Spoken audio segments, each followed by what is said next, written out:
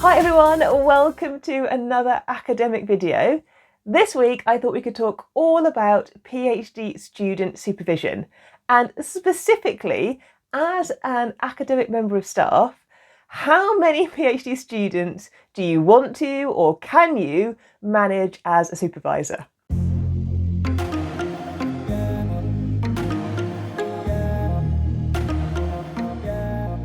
Now, if you see in this video that my hairstyle changes or the background changes, that's because I recorded it this morning and oh my goodness, the sound quality was not good for the first half. So I'm recording the first bit fresh again and then I might cut in the second half. But essentially today I thought I'd chat all about PhD student supervision and how many PhD researchers I am responsible for as an academic UK university lecturer.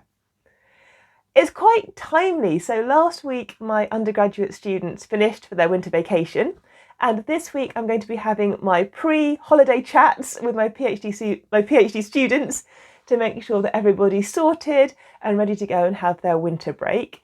So I am in a physics department, and the way we work it is we have primary and secondary supervisors.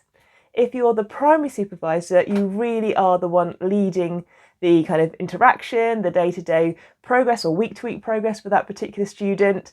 You're the one who's maybe set the project, set the research direction. If you are the second supervisor, you might be a very active second supervisor, so you'll be involved in all the meetings, you might be actively working alongside the student in the laboratory, or you could be perhaps a kind of more quiet second supervisor, so you kind of keep up to date with what's happening, but you're not involved in all of the meetings, all of the kind of the weekly or monthly progress and updates.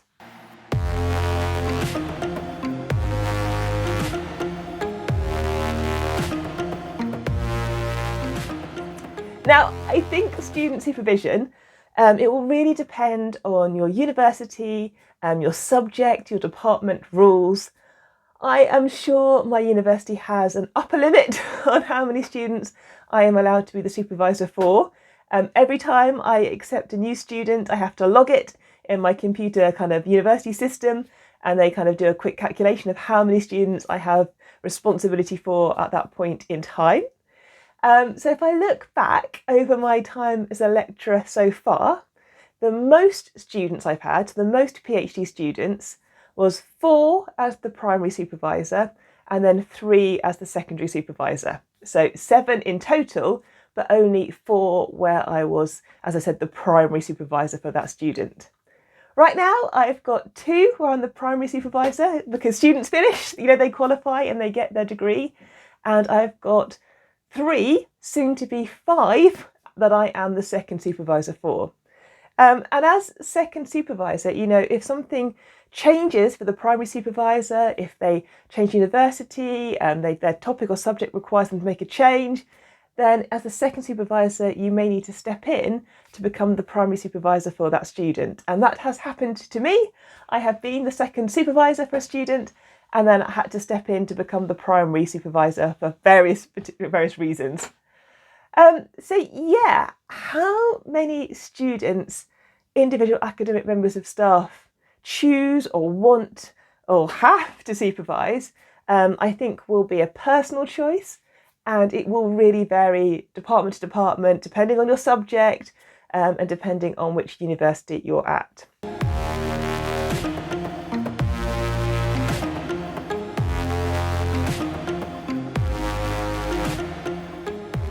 Now, for me, I feel like having 2 to 4 PhD students as the primary supervisor is a really good number because it lets me have what I hope is effective engagement and contact and time, basically enough time to be able to give my PhD researchers to help their research progress in a positive, hopeful direction.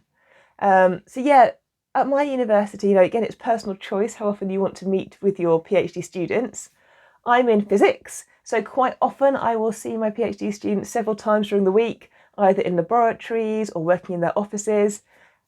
Formally, we have a formal meeting each week I say it's formal, it's actually quite a relaxed meeting, but in that meeting we discuss what's happened over the last few weeks and what we're looking to do over the next few weeks, or the long-term plan for the next couple of months. So I see my PhD students very regularly, but it's also not just the time for seeing your students in these formal meetings. Outside of the meetings, I might be reviewing documents, I could be helping students prepare experiments, I could be helping with risk assessments, I could be reviewing paper drafts, helping students get ready for their confirmation viva, which is part of the progression from our first year into the latter years of your PhD. I could be helping them with the general university process, so there is actually a formal review every 6 months that they will have to undertake. So actually, outside of those meetings each week, there is quite a lot still to do in order to do, I think, a good job of being a PhD supervisor. And I reckon if I had any more than 4 as the primary supervisor, maybe 5, but really 2 to 4 is the right balance for me time-wise to have enough time to dedicate to my PhD students and enough time to do my teaching duties within the department and to be the admissions tutor as well.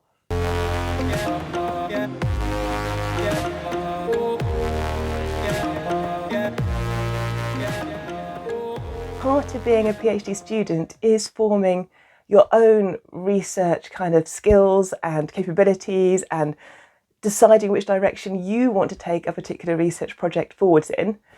So I think it is really important that I do allow space to my research students, so I'm not there like 24/7 instructing with what I think should happen, because quite often they're going to come up with much better ideas than I will be putting forwards with their particular projects. And of course, as a supervisor, I am always on applying for funds. So at the moment, I'm actually applying for studentship funds right now. So if I am successful and get awarded them, I should touch wood, shouldn't I? If I get awarded those research funds, then it means I will have new PhD students start next autumn in 2022. So I think, as a researcher, you're always looking ahead in terms of your supervision and how many students are you currently supervising, what are their trajectories, when are they going to be completing, hopefully, their PhDs, and therefore when do you need to get new students coming into the first year to ensure that you always have some kind of form of research identity or group going on with your research students.